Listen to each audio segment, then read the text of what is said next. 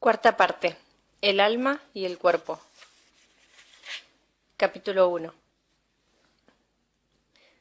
Teresa, a la 1:30 de la mañana, se metió en el cuarto de baño, se puso el pijama y se acostó junto a Tomás. Dormía. Se inclinó sobre la cara de él y al besarlo notó en su pelo un perfume extraño. Volvió a olerlo una y otra vez. Lo olfateó como un perro y entonces comprendió. Era el olor de un sexo de mujer. A las 6 sonó el despertador. Era la hora de Karenin. Se despertaba mucho antes que ellos, pero no se atrevía a molestarlos. Esperaba impaciente al campanilleo que le daba derecho a saltar encima de la cama, pisarlos y empujarlos con la cabeza. Hace mucho tiempo trataron de impedírselo echándolo de la cama, pero él fue más testarudo que ellos y al final conquistó sus derechos. Además, ella había llegado últimamente a la conclusión de que era agradable que Karenin la invitara a empezar el día. Para él, el momento de despertarse era pura felicidad. Se extrañaba ingenua y tontamente de estar otra vez entre los vivos y se alegraba sinceramente de ello. Ella, en cambio, se despertaba con una sensación de desagrado, deseando que la noche continuase para no abrir los ojos. Ahora estaba en el vestíbulo, mirando hacia el perchero del que colgaba la correa con el collar. Ella se lo abrochó al cuello y se fueron juntos a la tienda. Compró leche, pan, mantequilla y, como siempre, un panecillo para él. Al volver, el perro iba a su lado, con el panecillo en la boca. Miraba con orgullo y seguramente le sentaba muy bien que la gente se fijase en él e hiciese comentarios. Al llegar a casa se acostaba con el panecillo a la entrada de la habitación, esperando que Tomás lo viese, se agachase, empezase a gruñir y a fingir que quería robarle el pan. Aquello se repetía todos los días. Se perseguía por toda la casa por lo menos durante 5 minutos, hasta que Karenin se metía abajo de la mesa y engullía rápidamente el panecillo. Pero esta vez sus exigencias de que la ceremonia matinal se llevase a cabo fueron vanas. Tomás tenía en la mesa un pequeño transistor y lo escuchaba. Capítulo 2. En la radio emitían un programa sobre la emigración checa. Era un montaje de conversaciones privadas grabadas en secreto por algún espía checo que se había infiltrado entre los emigrantes y después había regresado a Praga con gran revuelo. Eran conversaciones sin importancia en las que a veces se oía alguna palabra fuerte sobre el régimen de ocupación, pero también frases en las que un emigrante le llamaba a otro idiota o estafador. Eran precisamente estas frases las que ocupaban la parte principal del reportaje. Pretendían demostrar no sólo que las personas en cuestión hablaban mal de la Unión Soviética, lo cual no hubiera indignado a nadie en Bohemia, sino que además se calumnian mutuamente y que para ello emplean palabras groseras. Es curioso, la gente emplea palabras groseras de la mañana a la noche, pero cuando oye hablar por la radio a una persona conocida a la que aprecia, utilizando la palabra mierda en cada frase, se siente decepcionada. Esto empezó con Prochaska, dijo Tomás, y siguió escuchando. Jan Prochaska fue un novelista checo, un hombre de 40 años, con la vitalidad de un toro, que antes ya de 1968 empezó a criticar en voz muy alta la situación política. Era uno de los hombres más populares de la primavera de Praga, de aquella vertiginosa liberalización del comunismo que acabó con la invasión rusa. Poco después empezó el acoso contra él en todos los periódicos, pero cuanto más lo acosaban, más lo quería la gente. Por eso la radio empezó, en 1970, a emitir un serial con conversaciones que Prochaska había mantenido 2 años antes, o sea, en la primavera de 1968, con el profesor Václav Czerny. Ninguno de los dos sospechaba entonces que en la casa del profesor hubiera un sistema secreto de escucha y que cada paso que daban estuviera vigilado. Prochaska divertía a sus amigos con hipérboles y exageraciones. Ahora esas exageraciones podían oírse en forma de serial por la radio. La policía secreta, que era la que dirigía el programa, había subrayado cuidadosamente los párrafos en los que el novelista se reía de sus amigos, por ejemplo, de Dubček. La gente, aunque aprovecha cualquier oportunidad para hablar mal de sus amigos, se indignaba más con su querido Prochaska que con la policía secreta. Tomás apagó la radio y dijo: «La policía secreta existe en todo el mundo, pero que se permita emitir públicamente sus grabaciones por la radio, eso no existe más que en Bohemia.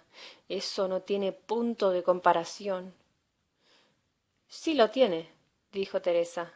«Cuando yo tenía 14 años, escribía en secreto mi diario. Tenía pavor de que alguien lo leyese. Lo guardaba en el desván. Mi madre lo localizó.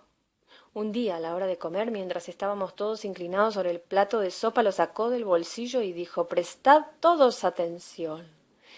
Y lo leyó, y a cada frase se partía de risa. Todos se reían tanto que no podían ni comer.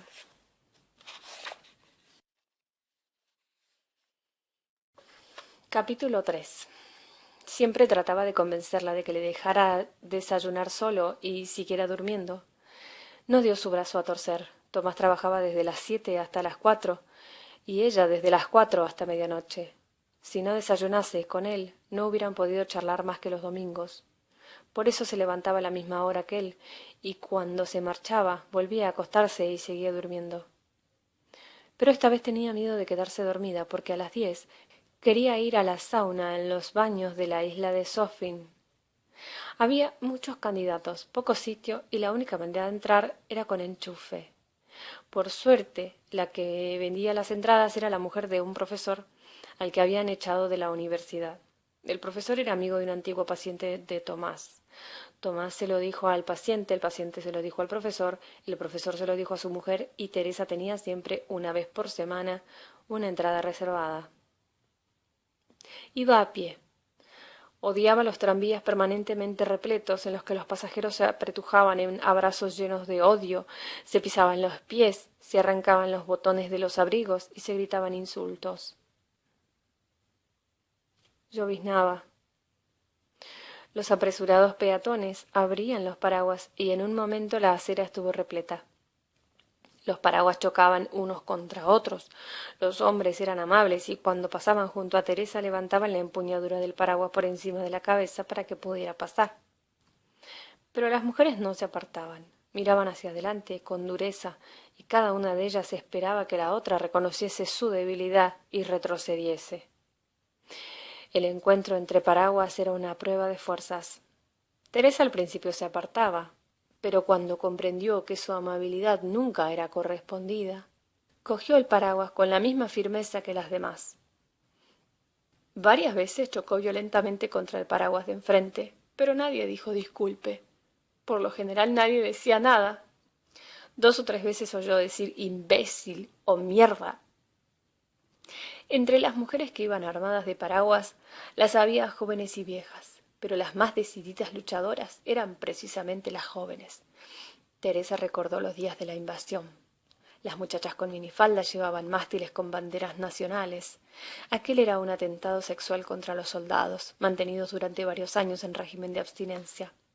Debían sentirse en Praga como en un planeta inventado por un autor de ciencia ficción, un planeta de mujeres increíblemente elegantes que demostraban su desprecio subidas a unas piernas largas y hermosas como no se habían visto en toda Rusia durante los 5 o 6 últimos siglos. Hizo entonces muchas fotos de aquellas mujeres jóvenes con los tanques al fondo. Las admiraba, y precisamente esas mismas mujeres eran las que chocaban hoy con ella, insolentes y malvadas. En lugar de banderas llevaban paraguas, pero los llevaban con el mismo orgullo.